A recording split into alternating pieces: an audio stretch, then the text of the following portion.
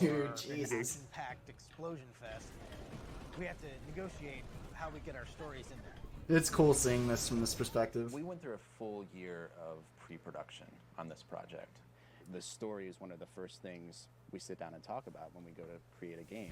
And if the chief just has like Oh, there's the man! sort of like reaction to what The stories are always created the same way. First off, a group of people agreed that this is the story that we want to tell. What's going to happen to the chief? What's going to happen to Cortana? We had been working on this story nonstop, making compromise after compromise because there were a lot of things that different people didn't agree on. Dude, the story should be about Earth getting destroyed, or let's show the chief's face. That'd be a really good idea. That's such a bad idea, bro. That's such a bad idea, honestly. I think that now we kind of know it's a bad idea because it happened during Halo 4. And I think a lot of people weren't happy, but yeah, no, you can't. Word Chief! Word Chief! Don't show his face. Radio for Vito. Heavy lift gear. We write the first draft of the script, but it's not great. Man, do I really want to give all this credit to Marty? I didn't see any shape to this story. Nothing happy, nothing sad, nothing intense. But a premature firing will destroy the art. It's like, I think it needs more punch. Unacceptable! Unacceptable! What it really needs is some death. You actually want to get to the point where the player goes, well, wait a minute, I've been this character for 3 games. They can't possibly kill me. This is why Marty deserves to get paid. He wasn't just making the music, bro. Like, he was so involved in the storyline. Like, this is why Marty deserves to get paid. By having the reality of death part of the story, it did actually introduce this tone of heroism. Johnson, sound off. There's no sense of heroic action if there's no real consequences. Get out of here! Something that's really important is that our characters feel real. Do it. Facts. Is Miranda coming across as strong enough? Now. Does the Arbiter have enough vengeance built up in him to really push that sword into truth? You must be silenced. But the story that we're telling is the story of a human conflict with an aggressive adversarial species, the Covenant. I hate that man. one of the keys to the That was the guy that got put in charge of Halo 4. I hate that man. Let me make sure that this is... I think the HD is already on, but let me make sure, guys. So, because I see how bad it looks, but I don't think I can fix it. Yeah, it's on 1080. Yeah, okay. So this is just because it's old. didn't pump a lot of time into figuring out who the Master Chief was and why he was a ghost in the shell. We thought he is a husk. He's a That big man suit of armor is one of the most important pillars of There's Halo. something good about having the Master Chief essentially be a blank slate that helps each individual person connect to the character. You found me. And so much of me is No, actually though, Danny. The main personal relationship you have in the game is with an AI called Cortana. I do know how to pick 'em. At least That one still of gives our me writers goosebumps, refers to Jesus. her as your girlfriend. Cortana's every girlfriend that we've ever had. Oh no, cringe, bro. Cringe! She's your little guardian angel. Got an escape plan? Thought I'd try shooting my way out. Cortana plays a huge role in the fiction of this game. He's a huge nerd. I love the man though. Forget about her. No. I don't want to chance a remote detonation. I need to stay here. By the end of Halo 2, the Chief is separated from Cortana for the first time. After I'm through with truth. If you know you can't keep it.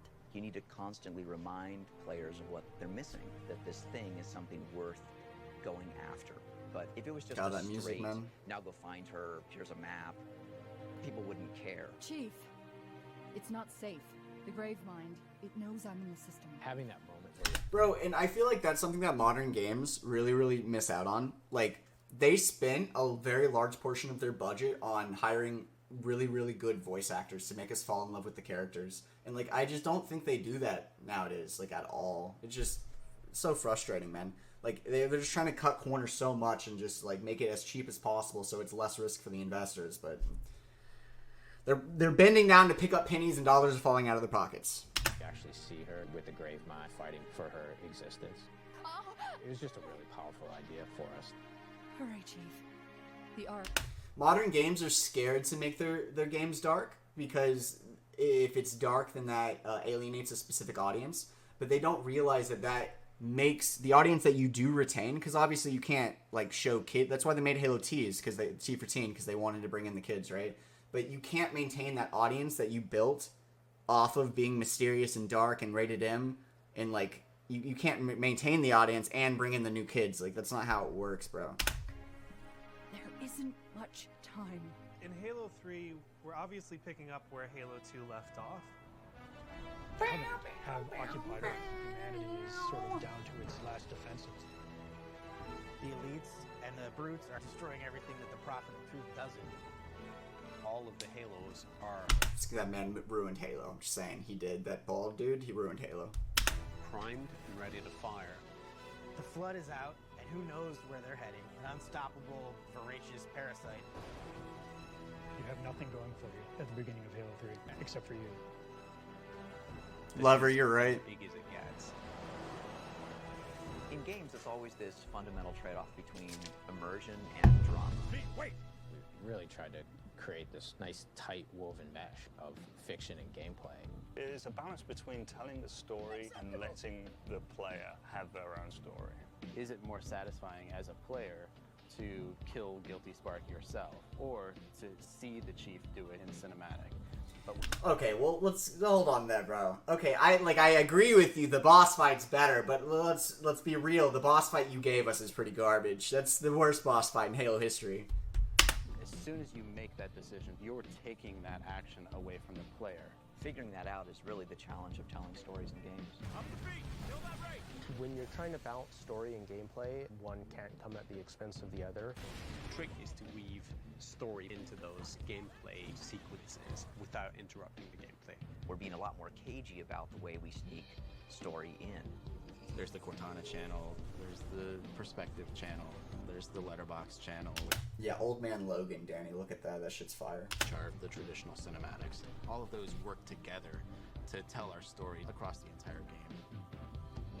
Perspective channel essentially means that Chief is still going to be in the scene, but it's not a letterbox cinematic, but he's not going to talk, and they're going to be really short, and they're mainly just going to focus on the action. The event is happening in real time. When you Mission's press fire. and skip it, instead of going to the end, that event just continues to happen. That's so cool, bro. That in-game engine cutscene shit. That players can choose to take part in, or they can choose to ignore. It feels much more like a story that you're experiencing instead of a game with a movie that comes in every once in a while. There's certain parts of the story that you tell by having Cortana talking in your ear. It was the coin's fault. I wanted to make you strong. The Cortana. I don't remember that. Actually, another story channel. I'm pretty sure that was cut out of the Because game. She is with the Flood. Hold on, I wanna, hold on. Story that you tell by having Cortana talking in your ear. It was the coin's fault. I wanted to make you strong. The Cortana. Oh, effect is flipping the essentially coin? Another story channel From when he was a came up kid? with- because she is with the Flood, she can sort of give you bits and pieces of, you know, what's going on, but in this really fractured, fragmented sort of way. Your mission? Could you watch me die? That was We also interesting. have a separate storytelling method, which we call the vignettes. It's just a cool little thing where the characters are animated in a very custom way. You can walk into an environment and you can see a couple brutes beating up a couple Marines. They're not just standing there looking at the door that you just came through, pointing their weapons at you. It gives the sense that there's something else greater going on in the story. One of the things that we've tried really hard to do was make the cinematics directly related to what you just finished doing or what you're about to start doing. In Halo 3, almost all of our letterbox cinematics start with player action. You must activate the cartographer, Reclaim. So it flows really nicely from one gameplay Right, segment Grizzly? into the cinematic and out to the other gameplay segment. I'm sitting here day in and day out working on the cinematics. And every scene that I make, there's this voice in the back of my head saying, what is keeping the player from skipping this? What's keeping the player from hitting a button and just going right to the end? That music Ultimately, gets me it's every time, bro. The player and making the player really feel that they're in this story. You want to establish that this is something a little bit more important. Y'all see the tequila next to him while he's working on this? That shit's so funny. The story that we're trying to tell has higher stakes. Whether we can do that, we won't know until that thing's in people's hands and they're playing. Bro is stressing, yeah. Design is about the dance. I love the dance. It can be a little bit of a fight. It's always a degree of compromise. Someone comes by your desk and say, that's just not quite right. Then things change. You make a cool gun, Things morph. the next thing you know, it's a flamethrower. Things completely get cut. Bungie giveth and it taketh away. The design process is not just driven by the story, and it's not just driven by the gameplay. The development cycle revolves around missions. Yeah, So Grizzly, I saw that. When we're concepting missions, you fill it with some sort of challenge. When I first start on a mission, I will try to get a good high-level set of goals of enemies, weapons, and events. I didn't watch him live. Wilbur sent me the clip of it. The first phase is repulse the Covenant. And then the second phase, we're trying to have it so the player expands their territory that they have and pushes the neutral and the enemy territory back. And then the third part of an encounter is what you might call chopping off the head of that encounter. You're really trying to get to the end of the level. There may be a brute chieftain that you've been working your way towards, or a wraith tank. Once we sort of nail that down at the highest level, we think about what are the cool Appreciate you, experiences Grizzly. you can have in that mission with those characters. 2 guys against the player might be tough, but 2 guys against the player when the player has this weapon is suddenly an easy encounter. So now you can put 4 guys in there. It'd be cool if the Phantom dropped off a Sniper Jackal. Yeah. The idea for a mission can start in lots of different places. Sometimes there's some really cool environment. So they were showing us. Oh, this is only campaign related, right? They're showing us only campaign maps, and then they flicked to the pit. So the pit was probably supposed to be a campaign mission, which is kind of upsetting because that would be so cool. That we want to feature.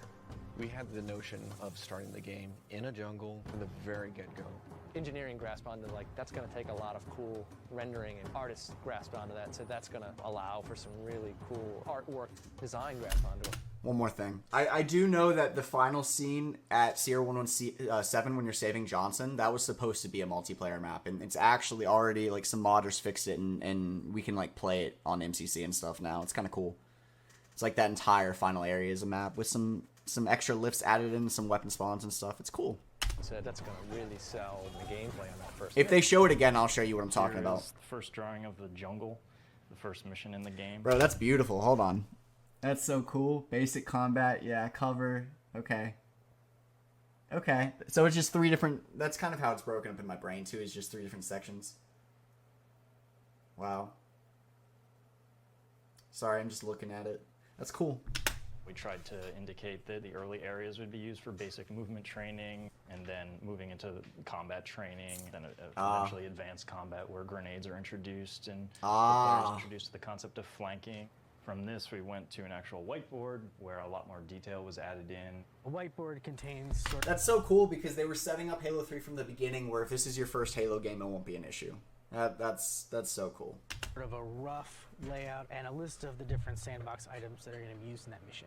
Then we'll also start listing out more specifics about the encounters, like where the grunts will be introduced or where the Phantom is going to come in. Yeah, Sonny, it's not easy. Here we went on to Illustrator, and after that we went into building the mass outs in 3D Studio Max, and we were off and going.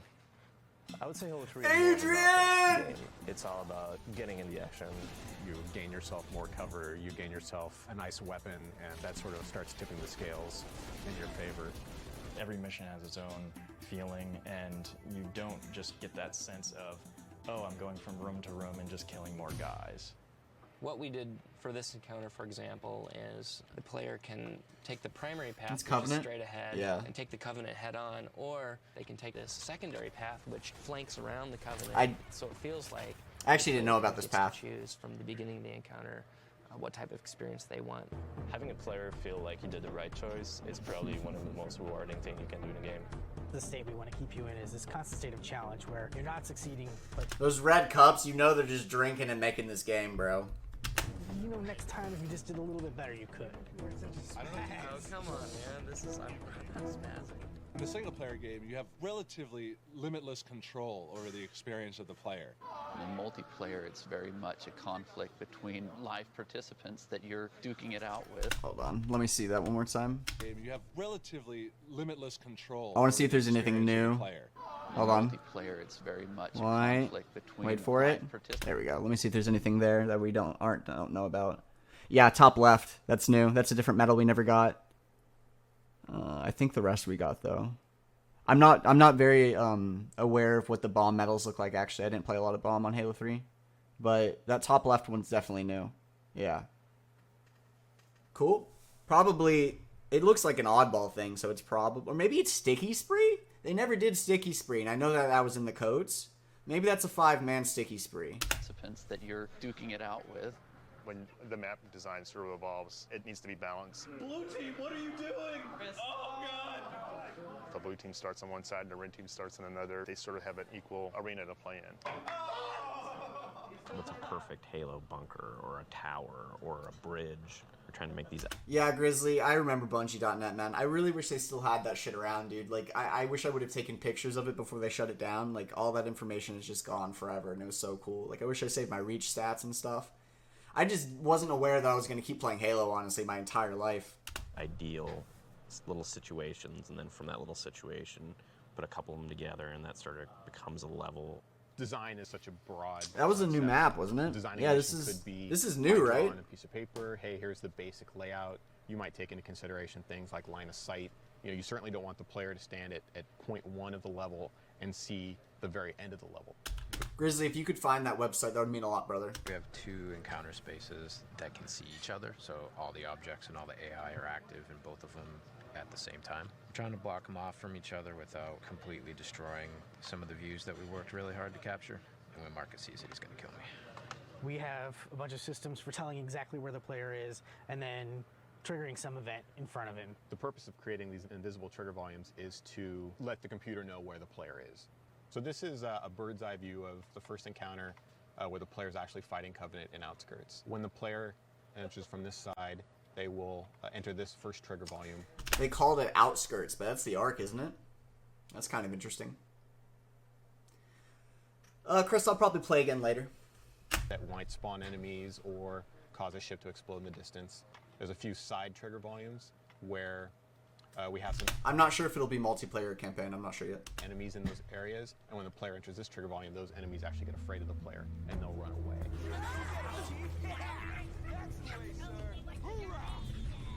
This is how we would make a trigger volume. And let's say, for example, we want some enemies to spawn in this little basin down there. You would place a trigger volume. You can control the scale of it, and you would want to create a nice, clean line that the player can't get around. You know the player's close to the ground, so they can't. I can get around that. But you wouldn't want them to be able to stand here because they could actually see the enemy spawn, and they'd spawn out of nowhere. So this is so interesting from a speedrunner's perspective. Because it's like you get little bits and pieces of how the game works just learning how to speedrun, but seeing them break it down to this extent is so cool. Looking for a line. Sonny, if they don't give us couch co-op for the Halo CE remake, people are going to lose their minds. So the player can't actually see what's happening. The player crosses a bend, they hit the new trigger volume, and that fight ensues. If mission designers are like storytellers, I give them words like warthog and explosion to tell different stories. The basic design for a weapon needs to be fun to shoot and fun to be shot at. There's more deleted content. Hold on, right there you see it? The cannon that he's making? We never got that. Shoot and fun to be shot at. The shotgun is all about close range, surprising people. Sniper rifle is long range. Spartan laser is about taking down vehicles. That was just rude. My favorite weapon is the battle rifle. I'm quite partial to the sticky grenade. And that 3-shot. I'm quite partial. Feels really powerful. We create situations in which a weapon is going to be the best thing around. But we also do the reverse, where we give you a shotgun, and then the next encounter. Oh, good. Yeah, good find, Grizzly. Yeah. I was wrong about that cannon. It's the one that opens up and you shoot with the. Yeah. I was wrong about that. Good find. All long range, and then all of a sudden you have to find a different solution to the problem. So for multiplayer, it's really sort of trying to get the weapons placed in the right locations on the map. In your VIP, guys. How do I get up there? In multiplayer, the players are going to do something that you don't expect. So there's a big difference in how you can react with weapons. You're looking at how you can sort of balance a power weapon on one side of a map versus a different side of a map. This is actually really, really hard to balance out and make fun every time because the placement is random and so is the weaponry. On Valhalla, the Spartan laser is placed right in the center of the map so that each team has an equal chance at getting out to the center where you're taking a lot of risk. And once you've got it, then you're really powerful. Trash. It's kind of a gamble, but the payoff is pretty big if you're successful. There you go. It was really getting hard to add new weapons because balancing 40 weapons, you're gonna feel like you have a weapon that is a clone of another. So the direction that we took is we added a new set of really, really powerful weapons that you don't really keep for a long time.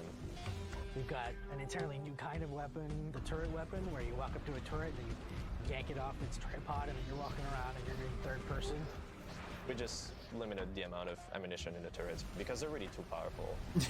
Yeah, facts. As new events happen throughout the level, your objectives are often changing, like when the Scarab comes in, for example. You know, it's pretty clear that you've now got a new barrier to being able to complete your overall objective of the mission. In Halo 3, the Scarab is super dangerous. You've got to be smart Bro! about fighting it. What are you doing? The Scarab was in Halo 2, but... You know that was just a brand new player just figuring out what a Scarab is for the first time, bro. Just shooting it in the face. Was very scripted. The way it was actually implemented in the game was boring as hell. The design was horrible. It looked like a basket. It was cool, though. Like It was a cool for handle. the first time, bro. Going shopping. It's horrible. When you're fighting the Scarab in Halo 2, you had to kill the two guys that were Oh, driving. yeah. There's that guitar. And then he died in a cutscene. That was pretty cool, but it wasn't part of the sandbox. One of the first things we were looking at for Halo 3 was, let's give it an AI, let's let it move about the environment completely freely, let's make it part of the sandbox. Yeah, dual energy sword got cut in Halo 3. Make it as interactive as possible. Or it was Halo 4, I don't remember. So not only is this thing trying to kill you and all of your allies, but it's almost its own encounter space. It's up to you to figure out exactly what you're going to do to take out that Scarab. If you don't figure it out, well, you're probably going to die. Yeah, the guitar riff, yeah. The end of the entire trilogy, and we wanted to do something really awesome for the end. Explosions! Yes. You were telling me half of that. Drop it. Oh god, no, you're not gonna make it. You want me to drive? No, I want you to fix it so that I won't die when I go full speed. What I was playing was the end in a very unpolished, very rough, very frustrating state. You've got to build it, you got to play it, you got to say, it's not good, let's try it again. Every step of the way, you know, I'm going, is this fun? Is it exciting? As we get toward the end of the project, It's a poster, it's not the small holographic changes, one. tweaking how much damage something does. We have to make sure that the doorways are the right size. How's the cover playing out? We're the ones that have to wire it all up and make it work and make it fun. Just a little more sped up, I think. And ultimately, you might have an encounter that plays great. Jump off there. Jump off here. You should be able to land. Oh, so close to making that jump. That's awesome.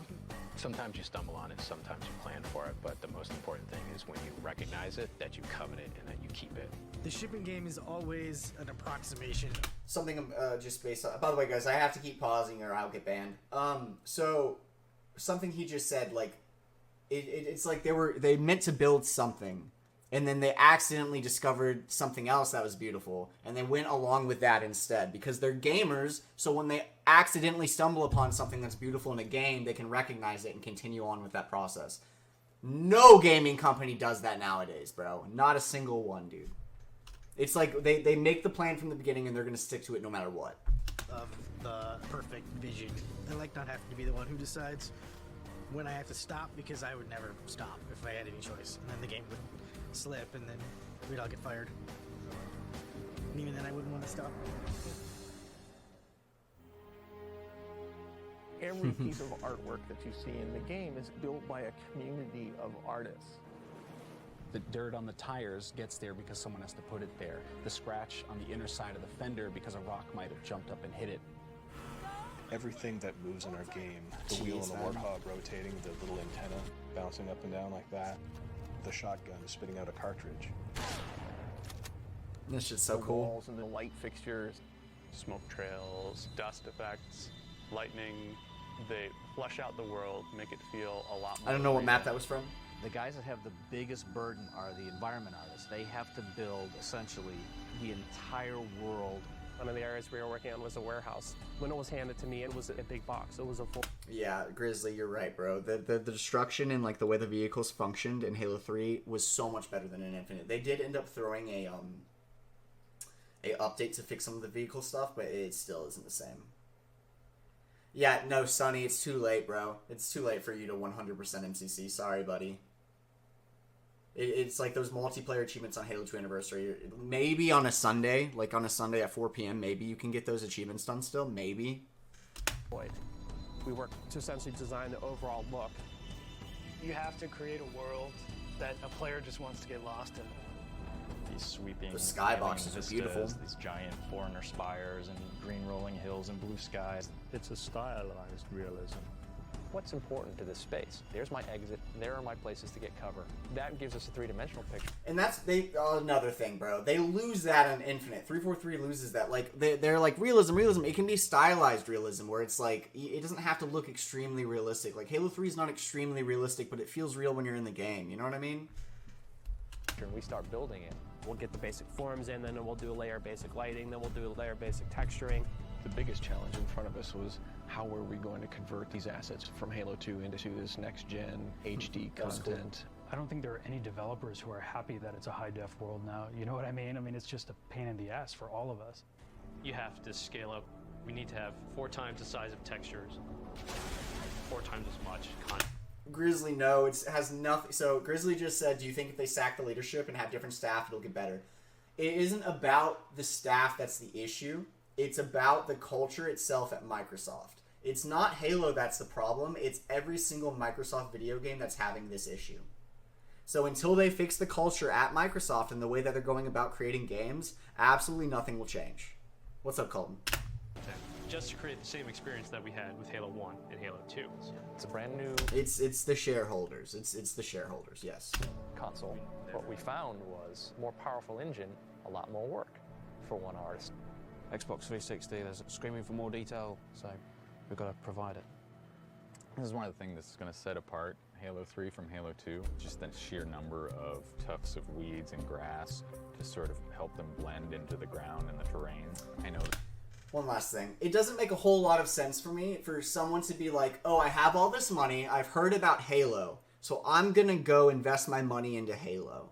And then you go to the people that are making the game and you say, I know that you made such great games, but I'm nervous because I'm investing, so I'm going to tell you what to do. And it's like, brother, you're investing in them because they could cook, because they knew what they were doing. So why now are you trying to get involved? There's just too many cooks in the kitchen now.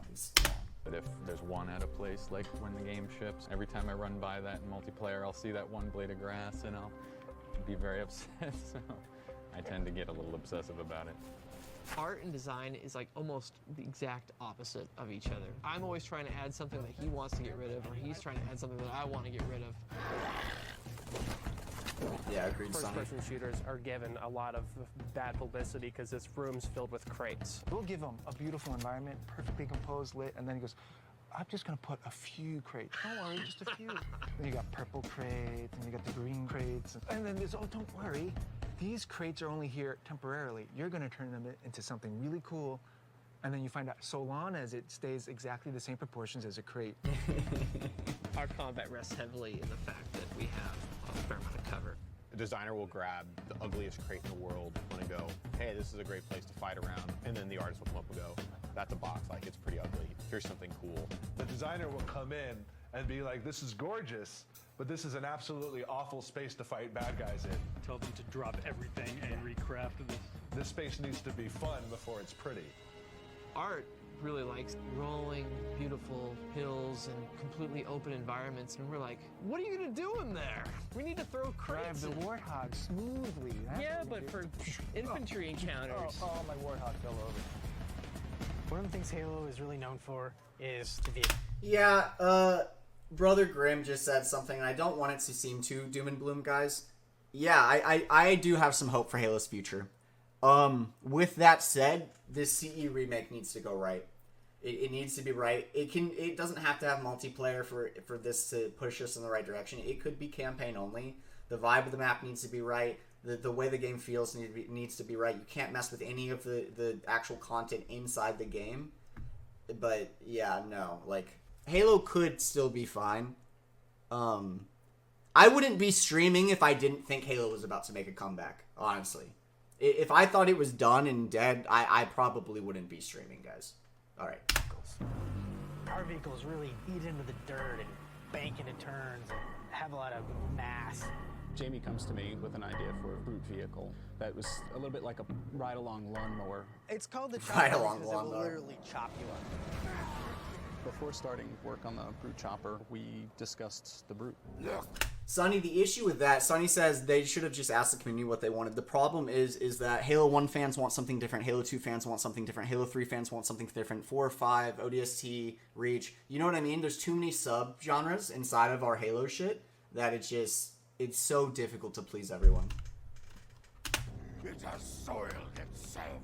The brutes are taking a lot more precedence in this game. To give the brutes more depth, they need to have a history too. And one Yeah, he says Helldivers, but Halo. We can all agree on that. Facts. of the ways to show a history is vehicles that they created.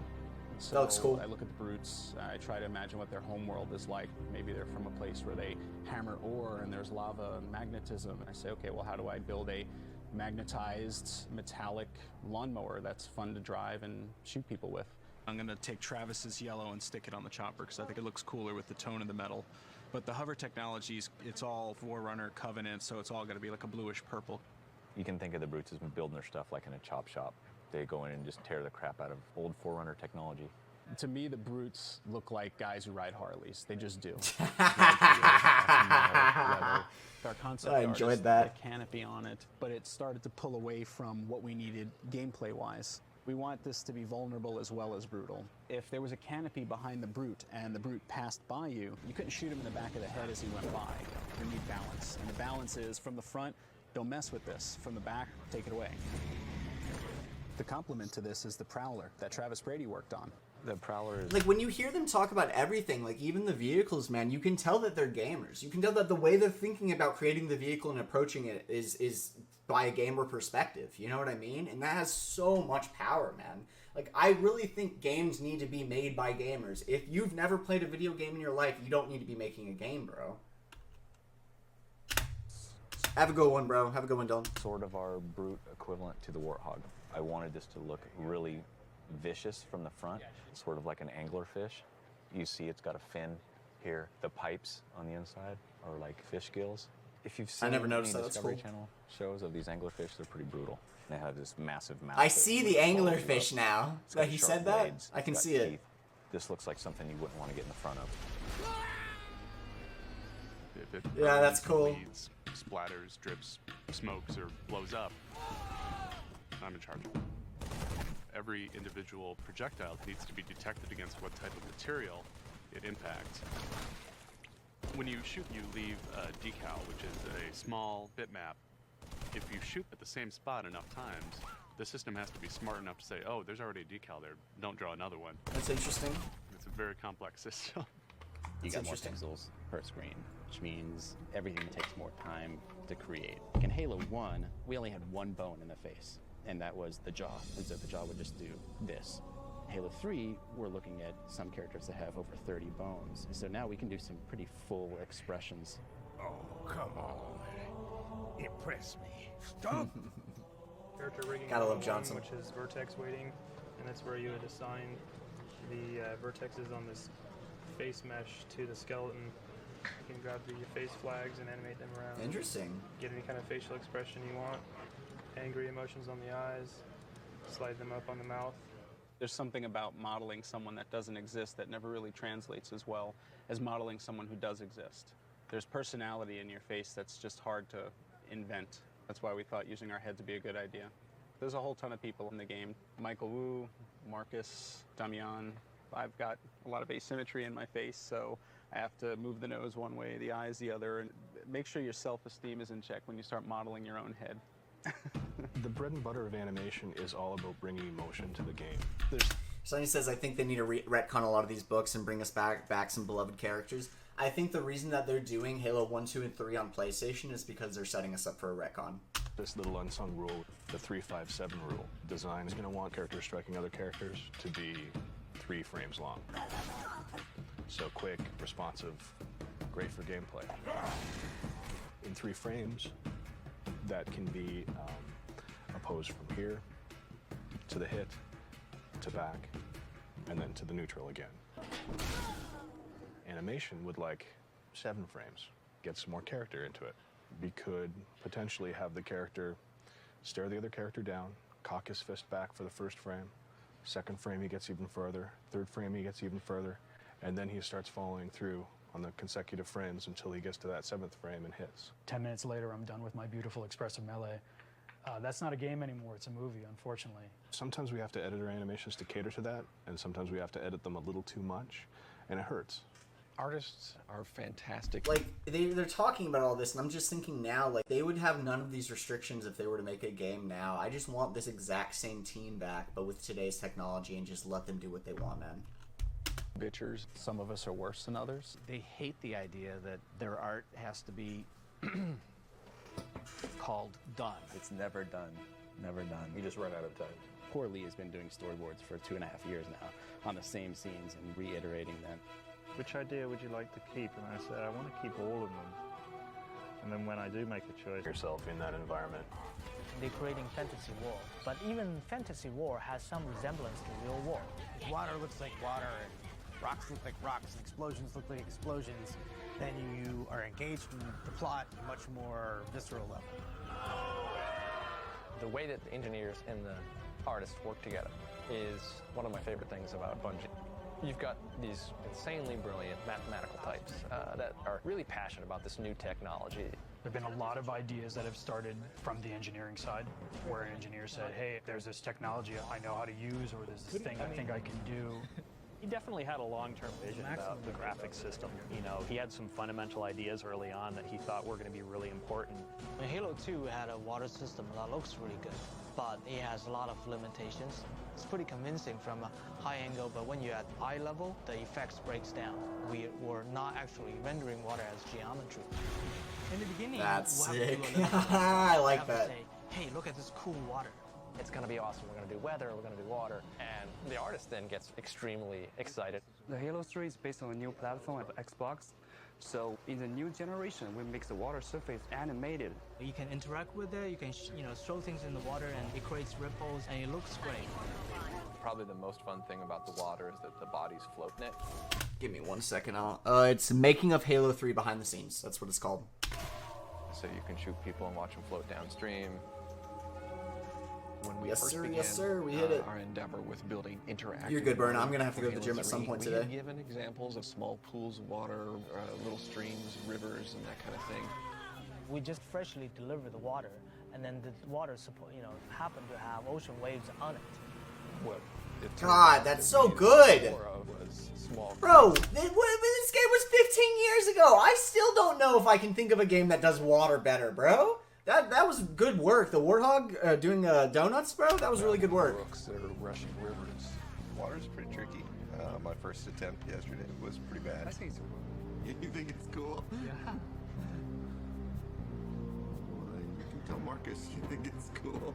Marcus complaining about it. Ocean waves in a stream? No, it doesn't work at all. You want every creation you make to be beautiful, but with limited budgets, it's hard. If you're trying to integrate some cool things into the game engine, you have pretty limited budget. You have to be really Skyrim, Red Dead. Those are good how you plan examples. your assets that way. So she will create a version of the water tool, and then we'll try it. There'll be some things that we want to use up, Ryan? differently from an artistic perspective, and so we give them feedback. Our water shader is pretty highly customizable. Ryan, we got over You can 100 change the today. roughness, and you also can change the color of the water. You can change the transparency and sharpness of the wave. We also have ways for them to paint different parts of the water parameters. And then the engineer looks at it and goes, oh wow, I never thought you'd be doing something like that with my system. But that's so cool looking that I want to make a better system We didn't do a full run. We were just practicing on Arc. for you to do that. And nobody knew what it was going to turn out like. And then when it came time for the beta, which is when it really came together, it was awesome. pretty soon that you will see water shows up in every level. So basically means if you have something cool, they'll actually go out of their ways, making sure that the technology gets used in the right way. So we're more of a partnership than a competition, because everybody wants their level to look the best. They've spent like 20 minutes talking about this water, bro. I get it though. I totally get it. No, not throwing shade. Halo, right from the start, has always been a game about shooting people and having them die. Every different type of gameplay interaction you need in Halo needs to be implemented specifically in the damage system. Damage is kind of one of the base layers of communication between all of our objects in the game. The damage system keeps track of all of the Whoa. Did y'all hear that? That's what he says. So usually it goes static on that mission, right? And we don't get to hear what he says, but that's what Johnson says. One of the base layers of communication between all of our objects in the game. The damage system keeps track of all of the interactions About 5 where clicks, some he's the input boy. is damaging some object in the world. So one thing that all the objects in the Halo world have is a bounding sphere. Yeah, this team works on Reach. Which is a simple representation by which we can intersect two objects. The red spheres are active objects, meaning they're actually running animations, so they're going to take up a little more performance. The blue spheres are things that aren't running animations but are updating, and then the yellow spheres are things that are completely inactive, and so they're passed over very quickly when the game's processing. So the bounding spheres are just a coarse way of figuring out what we're going to hit. Okay, that's to go trippy. further, you actually need to look at their collision models. This is a set of this green geometry. When we shoot this object here, it's on that green geometry that we spawn all the sparks, and it's what the projectiles actually hit. That's cool, Through okay. the damage system, we're actually permuting different parts of the object into more destroyed states. So you can see the tires coming off, you can see the chassis changing to more destroyed states. You take a look at a vehicle like the Warthog, and it's tremendously complicated to set that up. Yeah, that looks Fully complex. loaded with a bunch of guys riding in it. That Warthog is made up of probably about 11 different objects. Yeah. So when that Warthog is smoking, it's taking a lot of damage, and finally a rocket comes in, and we detect, okay, the rocket has finally struck the Warthog. What needs to happen? We look at all the different damage sections on the Warthog for hubcaps and tires and things like that. If any of them were particularly near the epicenter of the blast. Yeah, Aaron says, much respect to Bungie, but they really shouldn't have sold. But like, here's the thing, bro. They made it longer than any other small team like that. Like, they told Bungie to go screw themselves for 3 games. You know what I mean? Like, that's so crazy. Like, they kept the power. They were like, they turned down some of the money so they could hold more of the power and the creative control and making Halo 3 and Halo, like, they started losing control in Reach, and we kind of see how that turned out. Then we're going to detach them and blow them off and accelerate them away. You just have this cloud of expanding objects that's now going to go flying through the air. When you sort of trace it through the game, you actually realize that the object system says... And by the way, by the time Bungie was making Destiny, guys, it wasn't the same team anymore. Like, there was, like, a couple of guys still there, but, and then after what happened with Destiny 1, like, all of them just left. Like, none of the Bungie team members still work at Destiny, for Destiny 2. Like, none of them. Oh, well, you're actually going to destroy the vehicle that these guys are in. I need to eject them from the vehicle. Physics says, oh, well, these guys are dead. I'm going to start ragdolling them. AI is, making the guy scream, oh my god, we've just been killed. The damage being passed from one object to another is the thing that makes these cascading relationships happen. The relationship between the AI programmers and the mission designers is one of the key communication lines at Bungie. I think the interaction between design and engineering is that design asks for the sky and engineering delivers the earth. Because we're engineers, we are like really into doing things physically correct. In a lot of ways, what rules everything is the simulation and sort of the coherence of the sandbox. The sandbox is all of the characters, weapons, and vehicles in the game, and how they interact with each other through damage and AI and the player control. All of the entities that are running around this world have their own rules for how they move. Everything reacts according to the laws of gravity. They had 3 teams, guys. During this period of time, they had 3 teams. They had one team working on 3, they had one team working on ODST on the same engine, and then they had the other team working on Halo Reach. So like it was literally imagine what it would be like if they only had one project that it was all hands on deck. Like, dude, oh my god. Because they never get to finish their games. Like for Halo 2, Halo 3, every single game that they talk about, if you ever say, why didn't they do X, Y, Z, the reason they didn't do that is because they ran out of time. Like, we were supposed to get a tournament mode in Halo 2 where they wanted to make, like, whoever won gets a $5 Xbox gift card. And it's like, there's a tournament every single weekend that people could watch, like, live. And it was just like me and 3 other people could just sign up for the tournament and have a live tournament go on for Halo 2. Like, that would have been so cool. They were so far ahead of any other gaming team. Teams collide and they bounce off each other. Jamie's just got tons and tons of different sort of knobs and dials when it comes to physics that he can tweak that can have dramatic changes on how the Warthog drives around in the environment. The green rectangles are relative velocity, so that's how the That's tires interesting. know how much they're already slipping. How much friction do you have when you're sliding? So that's why What happens when you the land Warthog nose feels like down butter. on a jump? Can you save it? The maximum speed that the Warthog can actually go at is a result of all kinds of really complicated sort of system interactions. That's amazing. How much gravity is applied to that wheel? What's the behavior, on a 20% incline? Of the gear ratios of the gears that the Warthog happens to be running in at the time. These are sort of all the things. Is he on top of the map? Warthog happens to be running in at the time. Yeah, he's on top of the map. These are sort of all the things that just go into getting one vehicle right. The end result is you have a world that is extremely complicated, obeys lots and lots of rules, but you're able to take advantage of it and make plans and outwit it in a certain way. Yeah, Warthogs have different gearings, and the way he was explaining that it works is I think he said 11 variables that dictate which gear you're in.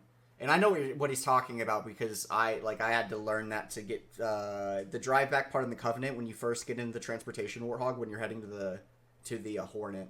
If you learn that speedrunning part, then you kind of get a feel for how the gears work and shift.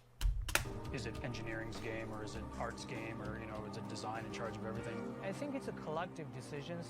Trying to manage everybody's different passions and keep everybody happy and productive and working and passionate is hard. I'm sure that Jamie will tell you that he owns the sandbox, and I'm sure that Damian and the engineers will probably tell you that they own the sandbox, but to me it's pretty clear that the people who own the sandbox are the people who buy the game, and the people Literally, that's what I was thinking, bro. I literally was thinking, bitch, I own the sandbox. I don't know what you're talking about. creative things within that sandbox that we could never have dreamed of.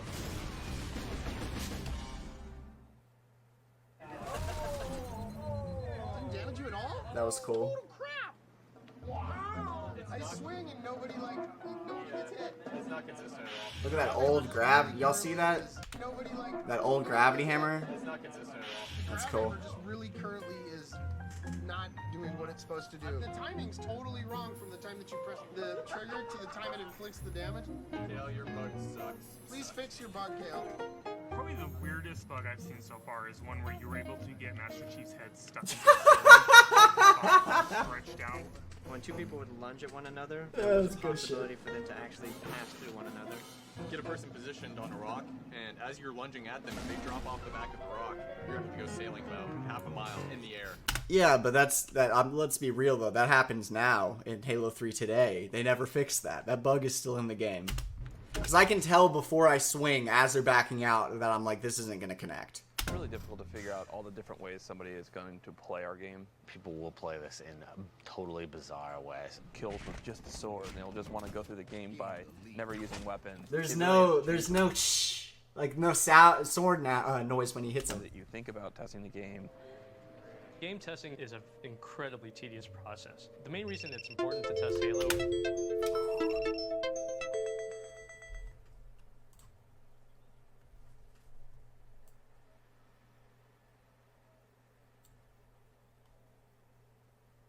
Okay. Are you guys still there?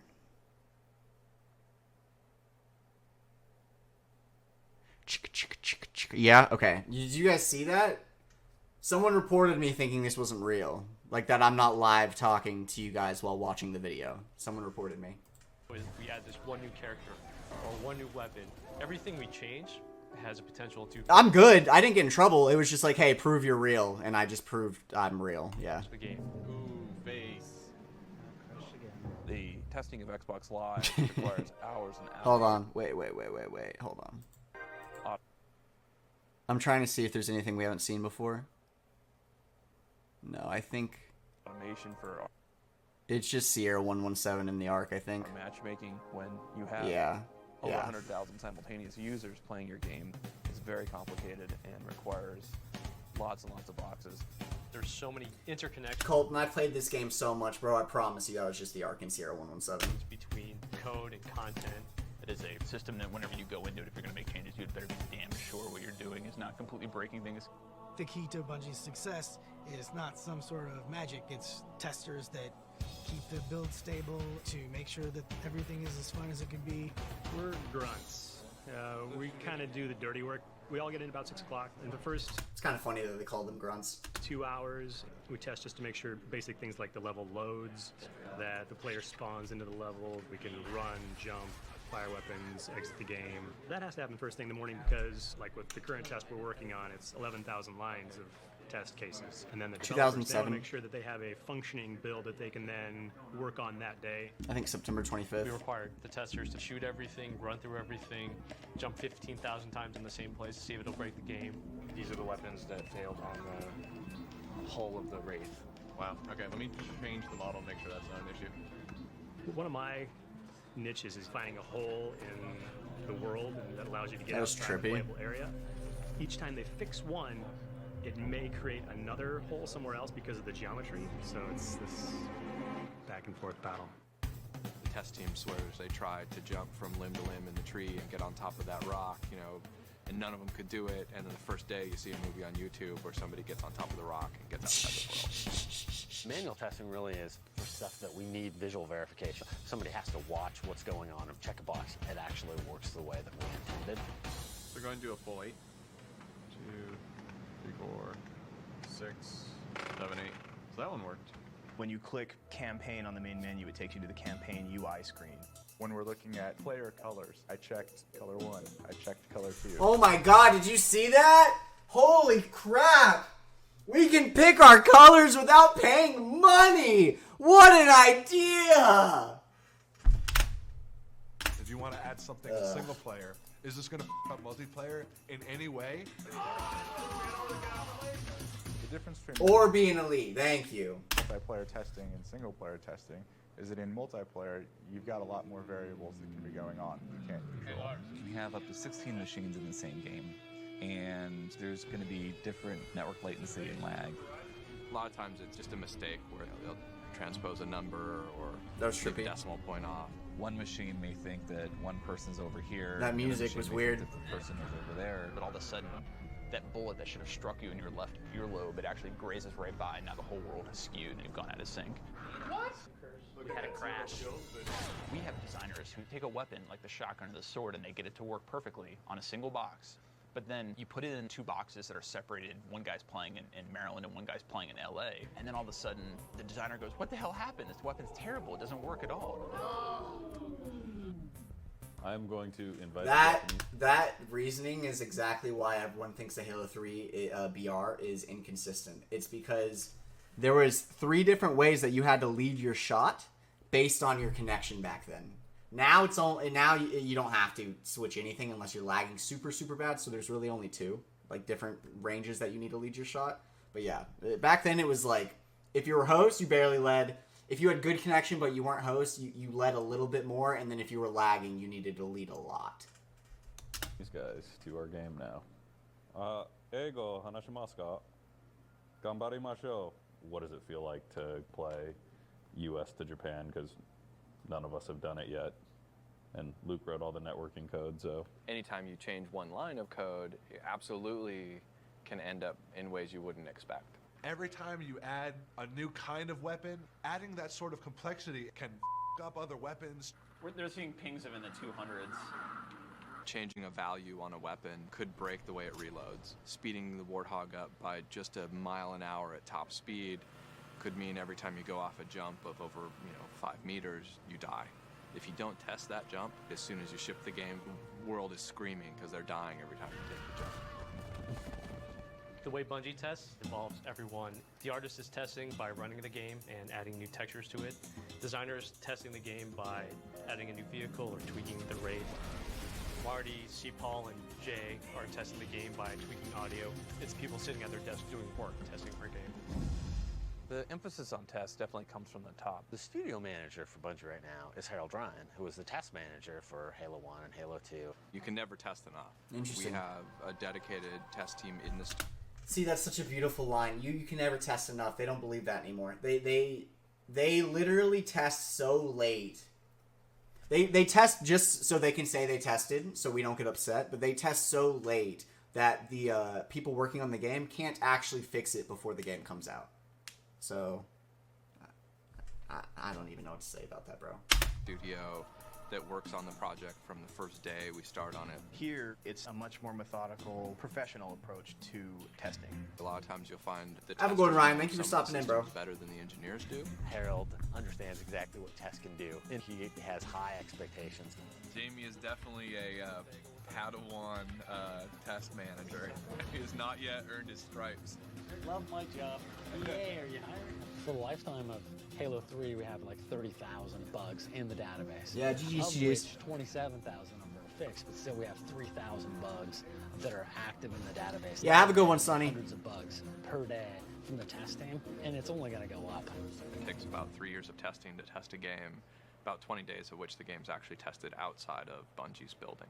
Microsoft has... Hold on, I didn't hear that, sorry. Which the game's actually tested outside of. One more about 3 time. years of testing to test a game, about 20 days of which the game's actually tested Only outside of 20 Bungie's days? That's insane, Microsoft bro. has a group of people devoted to doing user research. It's called usability testing. We actually run one participant at a time. Now it's time to get out of here. Ooh, I think he's got me. It's all about getting inside the player's head. The whole user research team is a bunch of PhDs in psychology that sort of map out people's experience. We're looking at how the user feels about this level or that level of that vehicle. I like how smart these things are. It doesn't do the same thing over and over again. There's a completely different experience for a designer actually watching other people play the game. I think I need to go in that cave. Okay. Everybody, nope. Being able to stand there with a notepad and just write things down is just totally invaluable.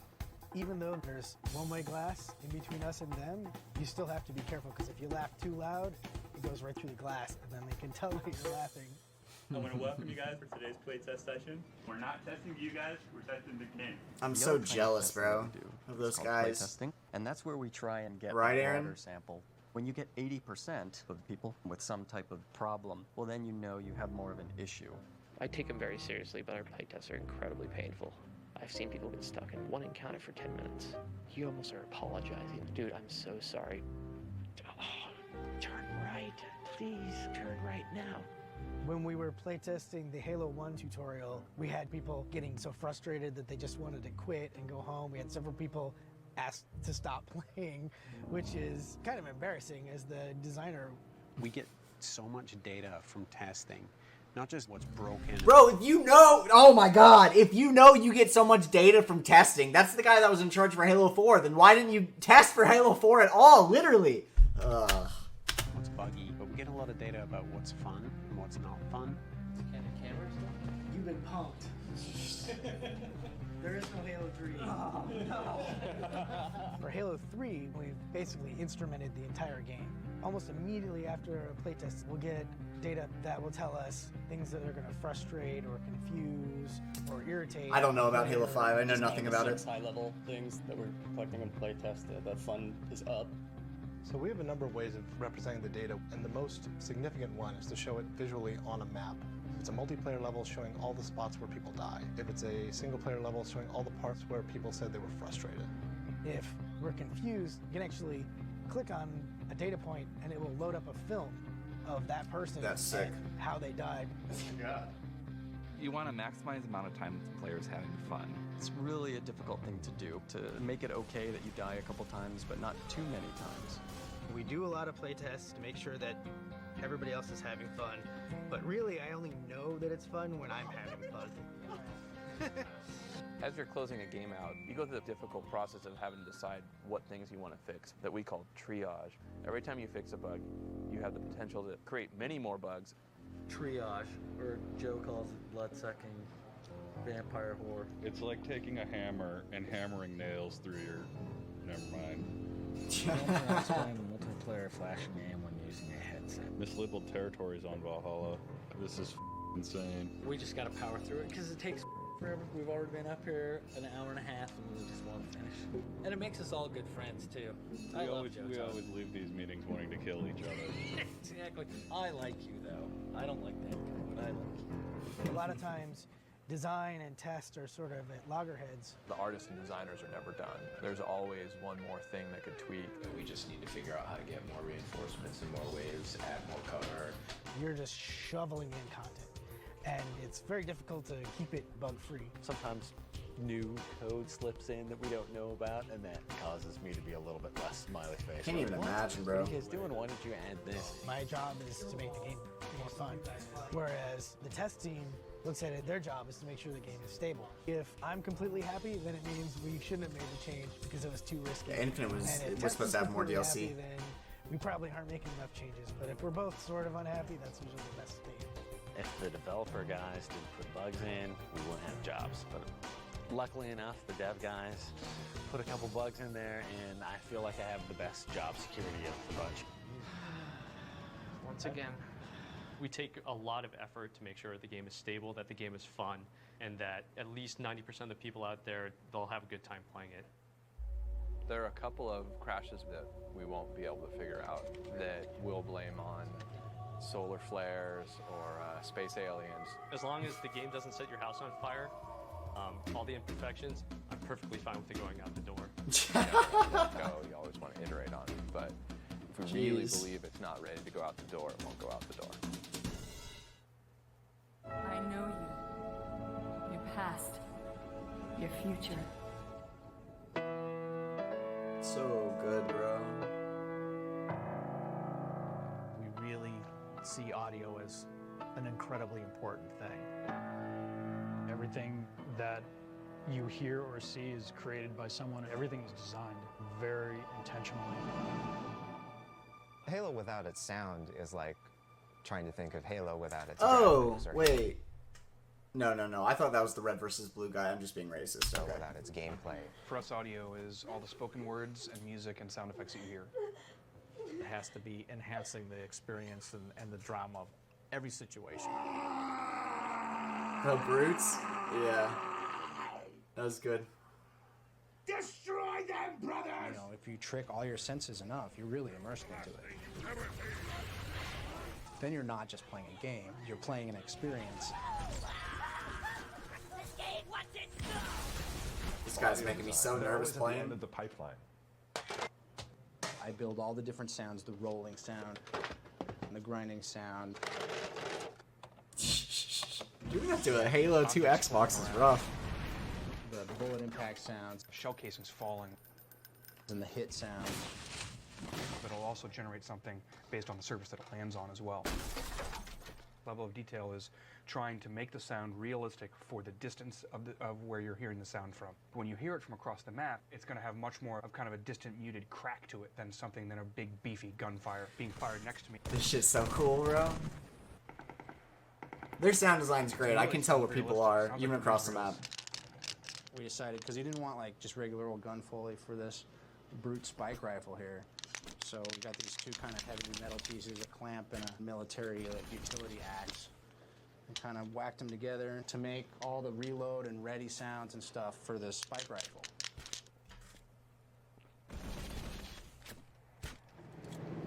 You always need interesting sounds. I will hear sounds out in public or out in nature or whatever that just other people just don't even notice. It washes right over them.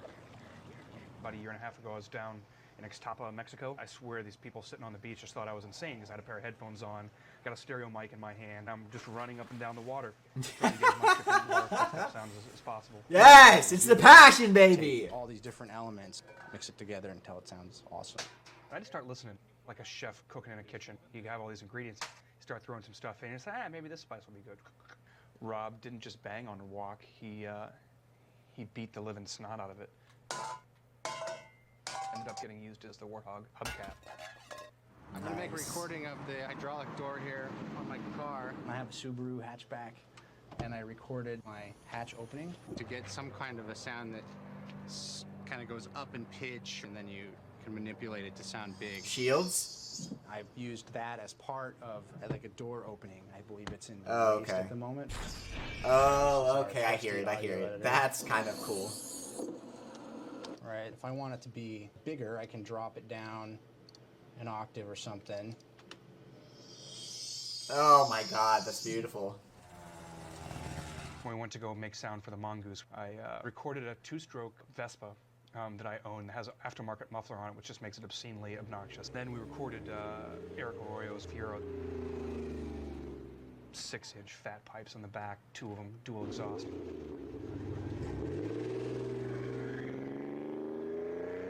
As I jump in it, you can hear the growl of the 2-stroke. Then you get this really growly, 4-stroke, huge sounding exhaust. I hear it, yeah. And now it's a mixture of both. It's different than in-game a little bit. Now it's more in-game, yeah. It was a little too deep in the beginning. We see the world from an audio standpoint. That's who we are. Marty is king in the audio department. It's his gig, it's his engine. Well, he pushes a coffee cup around the studio really well. Yeah, I don't see work getting done here. What the heck is going on? Marty. Oh, do you need some makeup?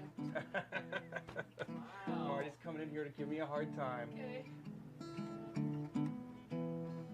Whatever he says goes for the most part, and he's got the bigger, nicer studio. He hasn't put the wet bar in there yet. We're always waiting for him to put the wet bar. For the 3 of us, it's a really nice relationship. I think part of it might be that all 3 of us are musicians.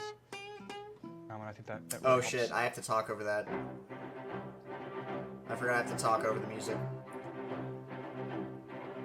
Just like every couple I take seconds. music really, really seriously. I think music is a gift, and I don't take it lightly. Closing the door, putting my hands on the keyboard. As soon as I That's cool, Aaron. hear something I've played that is exciting to me, that makes me go, oh, that's a cool feeling. And then I'll start working in that direction. The important thing about interactive music is that it feels like it's scoring what you're doing. I want it to sort of sneak in. I can play with all these different pieces of music, combining them so they're overlapping and layering, and this will all eventually correspond to something significant that's happening in the game. So I have lots of different kinds of pieces of music. I have pieces that I call glue that are just kind of ambient, smushy sounding pieces like this. And then if I hit play on this next piece, it would correspond to a stinger, a little shaker sound. Like a transition for the next sequence. Then we can trigger a percussive piece. Yeah. That's cool. And then in the percussive piece, I can say, play an alt version, which means it's going to start to get a little bit more active.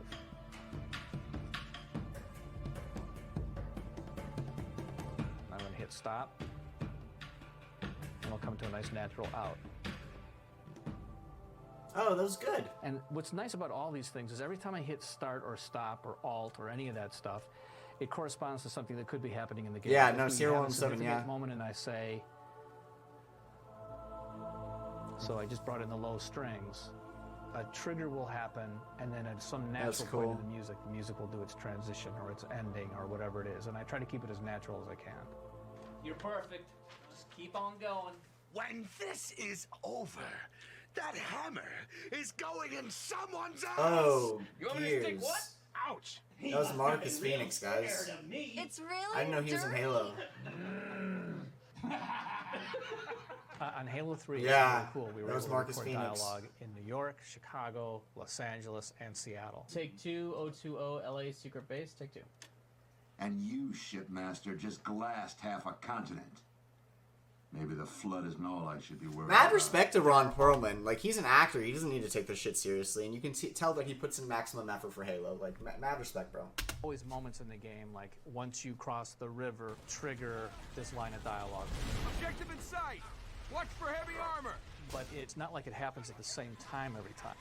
So we have 3 categories of dialogue, essentially. We have cinematic dialogue, we have mission dialogue, and then we have combat dialogue. More shooting would be better, thank you. Oh, did I shoot you? I'm sorry. Don't stick a fork in me, sucker! I ain't done yet! It's really important for me and Marty to get on the same page in terms of what those lines mean. The combat dialogue is the thing that causes each AI character to seem like they're real. They'll respond in, you know, literally 1,000 different ways. And maybe they're funny. Sen effin' sensational. Or maybe they're scared. I'm hit! We have 35,000 lines of combat. That was a good video game screen. Because we've lost our minds. And this is ridiculous. Hold on. 35,000 lines of combat. Wow. Okay, so I tell you guys it's 10,000 lines of dialogue. It's 35,000. Because we've lost our minds. And this is ridiculous. And we're trying to cover every possible situation. This is my voice folder. It's an awful Yeah, lot of Chip Dubbo. stuff. After the dialogue gets recorded, Jay has to go in and actually split them all up into individual files so the game knows to call them all separate. Thank you guys for all the gifts and the follows. I know I haven't been saying thank you because we've been watching this, but I appreciate you guys. Where you hit my goal, I'm very happy. If the actor did multiple takes, he has to choose which take he wants. We have 10 Marines, and one Marine actor has to Yeah, it's 7 get and change. about 1,000 or 1,100 usable takes. You got a real smart mouth on you, don't you? Kind of pretty, too. And on the fly, you go in and say, all right, he's attacking somebody with a gun, so say one of those things. Sergeant Johnson. So if he hears a foe, and he might David say... Scully's the man. Somebody's shooting. He got cover. Bastard, just cover. He recorded 20 things. I'll select which one's the best and pull out the others. And those are triggered randomly. If he happens to say one that's particularly funny or kind of unique or whatever, we can assign a skip fraction to it that says, hey, you know, don't play this one so frequently. My faithful, stand firm. Wow. Our enemies crowd around us. We tread the blessed path. Wow. In a moment, I will light the rings, and all who believe shall be saved. Wow. Cinematic dialogue takes place during the cutscenes or the vignettes. Until we kill Truth, stop the rings from firing. Once I get the actors and I cut all their takes up, first thing I do is I say, okay, all you actors, like, now start talking to each other. So I do that just simply so I can balance the quality and their volume. Yeah, Jay how and loud Marty they all and are. St. Yeah, Paul makes apply sense. post-processing to the alien characters, stuff that makes them sound a little bit less human. They pitch the brutes down. Anything else, or is that all? Killing you is almost too easy. They pitch the grunt. Oh, interesting. They just made it really deep. Okay. Oh, and then super high pitch for the grunt. Sort of Okay. robot, a little tinny voice on Guilty Spark. A wise decision, given their predilection for destructive acquisition. A Not- wise decision, not given their quite. predilection for destructive Yeah, there you acquisition. go. So There we're you right go. about 35,000 lines total that's triggered by the dialogue system. And then you multiply that times 10 languages. Luckily, those 10 languages go into the column of Graham's problem. Yeah, Lope is one of the biggest jobs. French, Italian, German, Spanish, and we're doing, for Halo 3, we're doing a version of Spanish that is just for Europe, and then we're also doing a Latin American version of Spanish, and then Brazilian Portuguese, and Japanese, Chinese, and Korean. And we have to have ways of verifying that, one, it matches the English, and two, that it actually gets put into the game and plays where it's supposed to. So this is the area where all of That our would be a nightmare, localization man. testers sit. I don't know about all that. What's this something special? It's an innuendo. It's Okay. like, I got something special for you.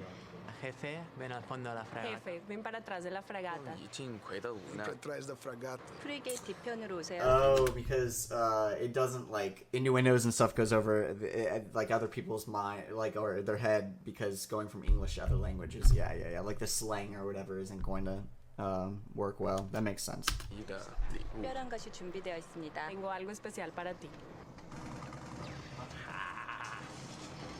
In the end, we get as much stuff as we can in and get it sounding Yeah.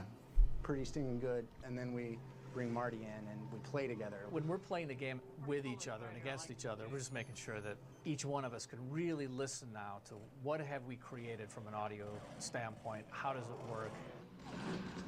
See, this is really hard to get work done. Jay, You need to put a fade out on the loop. We can be talking to each other while we're playing, like, yeah, that's too loud, that's too soft. Well, we'll keep struggling with it until we get it right. He can listen to something that for the first time and say, like, God, that sounds perfect, but maybe we should change this other thing. Wait. All right. Don't. I promise I won't shoot. Every once in a while, I can make. I would love to have these people back right now, go back over Halo 3, and then to pick out what they think still needs work, dude. Sure that I kill somebody and they know who's still in charge. But then they kill me. I don't understand.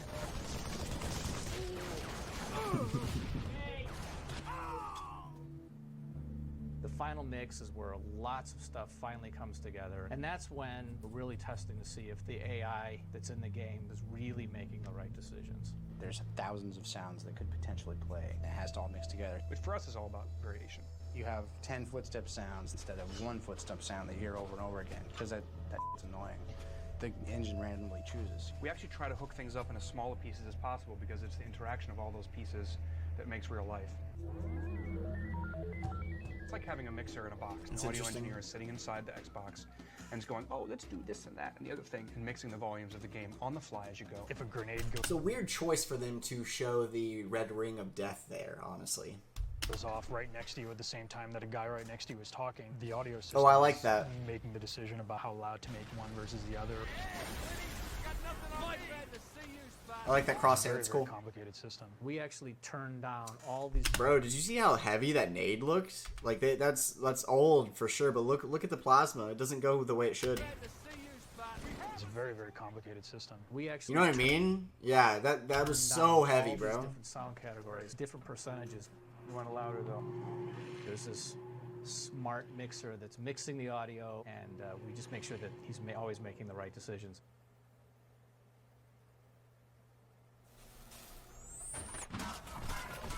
Yeah, period. It's just interesting that they can affect the physics so easily like that, like in game design. It's crazy. That's trippy. This is trippy. Oh, look at the DCs! They're so big! What? This is cool. You know, you could say, oh, this footstep isn't that important, right? But if you try to make every single thing you do as cool as you possibly can, then you put it all together and you got something really cool. Dialogue and Foley and music and the cinematics and the ambience and the level and the sound of the characters running around. I mean, all this stuff comes and adds up to, to make a total auto experience that hopefully is really satisfying for the player. When they look back on their experience, they should feel like their experience was scored, but they should never be aware of what they did to cause it to be scored. Word. Agreed. Except for speedrunners. Okay, that sounds good. Thanks for doing that again. That was great.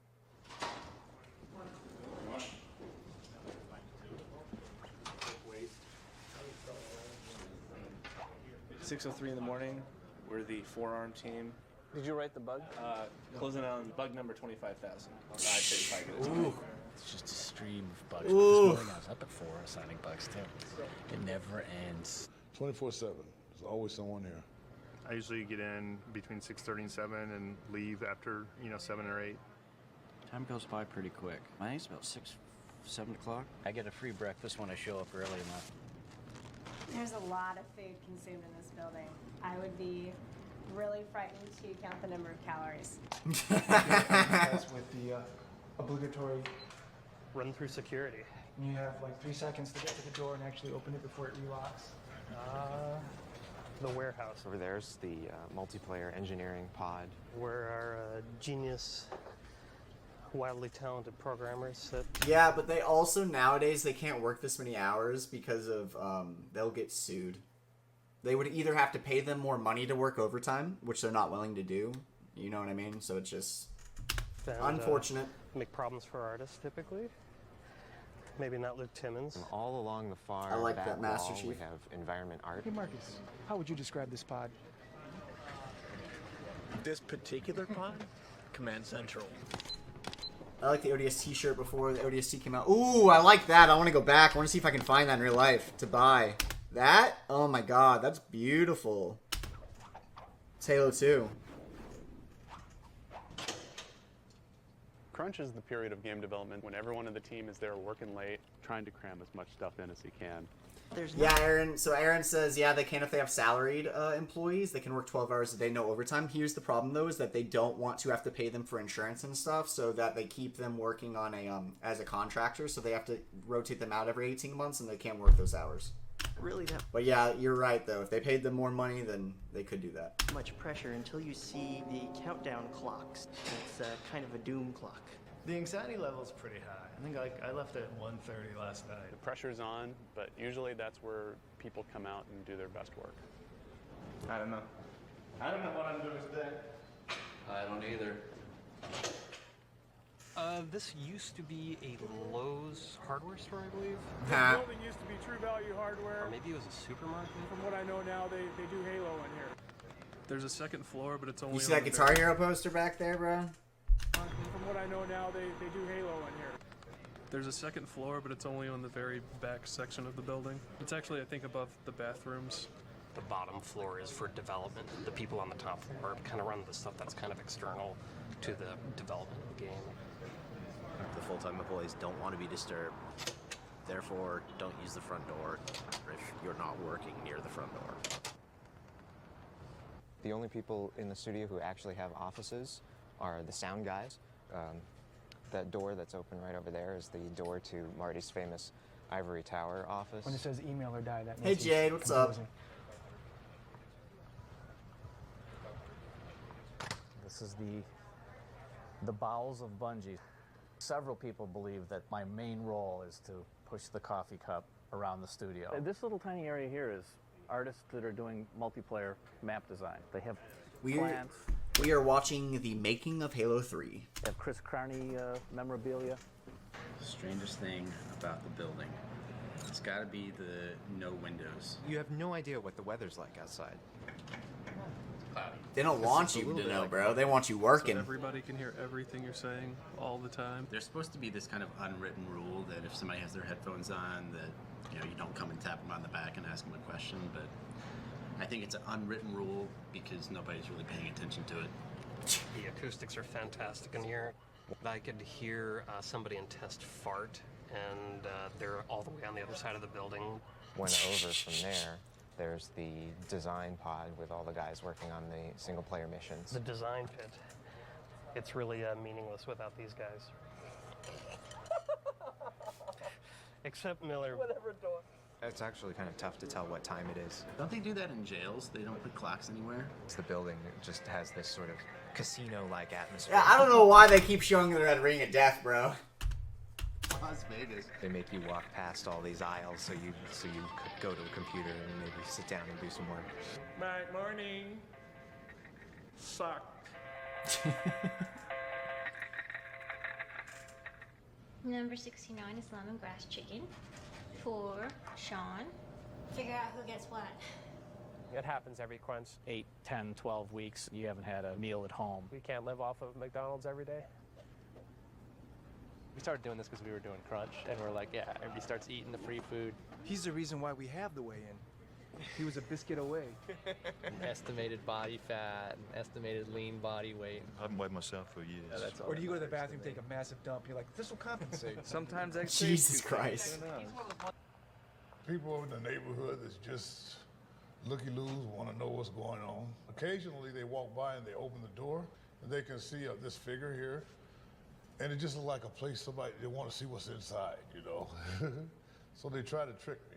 And so far I've caught all of them. Harold Of course, is the studio bro. manager. I would be trying to trick you, brother. He sits there.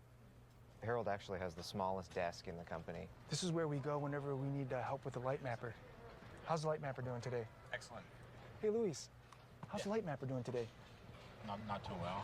See, it's the, This is sort of the central pod of test right here. There's Jamie Evans, our test lead, hard at work as usual. Hey, rumor has it there's a tester here with a tattoo. Yeah? Can we see it? Ayo. Exciting, wasn't it? I think I can count the number of women that work on Bungie on one hand. There's women here? There's a few. Yeah, 1, 2, 3. The interesting thing about our fax machine is it doesn't actually receive faxes. So it's just kind of this little quirky thing in the system that is just insanely inefficient. There's 3 bathrooms. 2 here, and then there's one up at the front, which is sort of for guests, and Brother, this is upsetting to me because at this point they have achieved so much greatness and they're still kind of being treated like trash. Like the team is in general. Like at this point in time when they're making this, they're the #1 gaming team on the planet Earth, and they have 3 bathrooms, bro. Like I don't know. in the safe zone.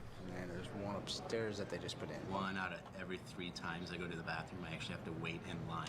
1 bathroom for 200 guys. 2 or 3 stalls for the guys, and I don't know how many stalls. How many stalls are there for the There's girls? equal number. Really? How do you know that? Another for 3 women. And I've spent my entire life waiting in lines. How crazy is that? Well, have you been outside when people are dropping the deuce? No. Like we hacky sack outside, and you can smell every scent. It's like Jesus huge Christ. gust of- I don't even know what to say to that. The hack. I don't know whether they're talking about the hacky sacking or the bathroom stuff. Just like I'm not going to touch your hacky sack. When you're really in the thick of crunch, you start having dreams about work. You're in here for 20 hours a day and you're not seeing your family, and those are the things I think that give you the battle scars. Yeah, right? Like, if they, why are you hacky sacking there then? That's a good point. That's Damiani's. 11 hours, either free breakfast or free dinner, but not both. Let's go look at that guy's hair, bro. Look at that. What is going on, dude? Breakfast or free dinner, but not both. There's actually a false floor. There's all the network cables that run underneath that. How many miles of wire in the building? Millions of miles of network cables. So 175 ports times 12 cables each. That's probably too high. Divided by 5280 for miles. That's 49.7 miles of cable. So 50 miles. Moving all of the testers from over there to over here so that we're next to Jamie. That's right. Everybody closer, better communication. It's Jamie's master plan. Bro, moving that shit is going to be a nightmare. We're seaweed. Some of the people that come in tomorrow, they're going to be in for a pretty big surprise. Those guys kind of knew that they were moving. This guy, I don't think knew. We're a floating island of madness. I don't know what it's like actually under the false floor. They say that people who crunched a little too hard, you might find some of them down there.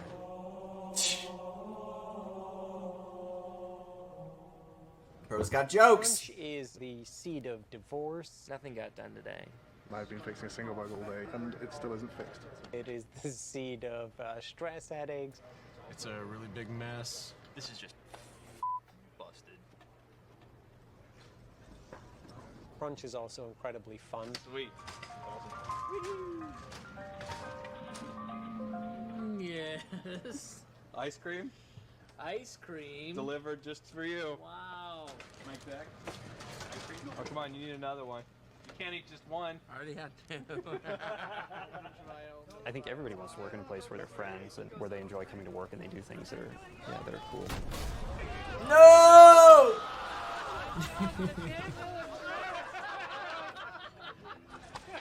Oh, it's only 10:30.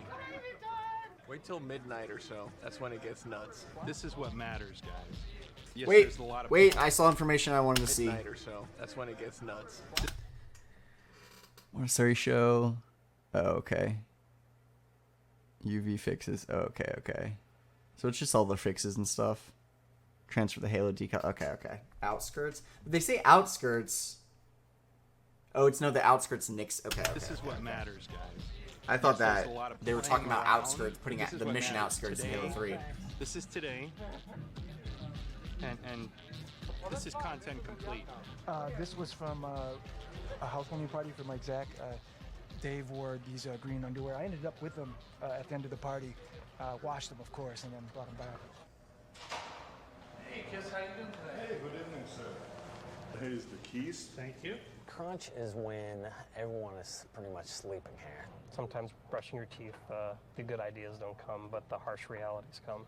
Oh, 1 in the morning. Wow, it's already Friday. Making sure that people take a bath and stuff like that because we're in close proximity. You know, I don't actually know a whole lot about the shaft, but we had to do an SDK upgrade, and so I was here till 2:30. So somebody gave me the shaft. It is the middle of the night, and we're going to be playing the beta with a group of guys in Japan. Ganbare Masho.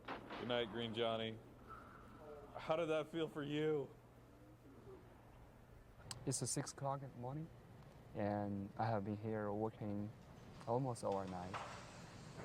Good morning, Joe. Good morning. Good, good. I went home and come back and they didn't even go home 24, 28 hours a Jesus. Thanks, sir. Actually, I take half-hour break, close my eyes for 20 minutes. So hey, take care. And that's what I like. So they're trying to save money because by doing the contractors work, and then so you're not going to have the passion because it's contractors, and you're going to get rotated in 18 months, and then you're not going to have people that are like able to or willing to even pull an all-nighter to work on the game. You know what I mean? Like I just don't think that's the play, man. I really don't. Have a good shift. Yeah, I think it might take me, half hour or 1 hour more. After I solve that, I will be super happy. I will tell you, I think I fixed that problem. Yeah, so the thing with pulling an all-nighter is you get the good parking spot the next day.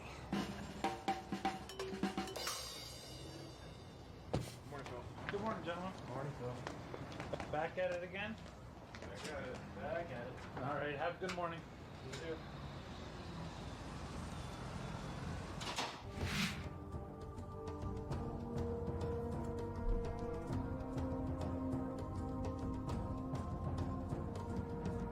Marvel has trained me to look for this.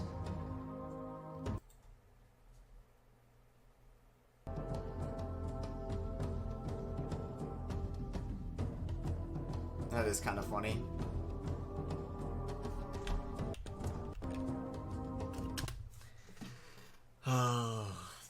There's a very low quality picture of the people that brought us Halo, guys.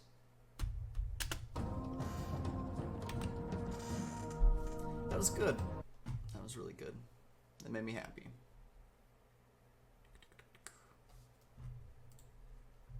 We're not going straight into this, guys. I can't. I gotta play.